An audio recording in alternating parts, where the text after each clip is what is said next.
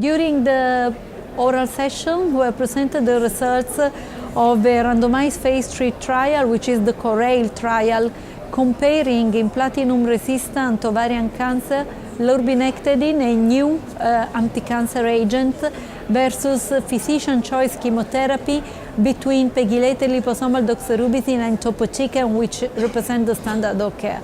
This patient population is really a great unmet clinical need in our practice, because the expectation of activity of chemotherapy in this population is less than 10%, and the expectation of the median overall survival is about 13 months, thus meaning that we need new strategies for treating this patient.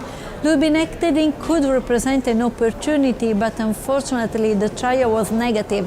The design of the trial was a superiority design, so this means that the idea was to demonstrate a superiority of Lurbinectedin with respect to standard chemo. The trial was negative. Lurbinectedin is not superior, but looking at the data in a so big randomized trial, looking at the confidence interval of the results, we can quite conclude that is in the same range of activity that standard treatment.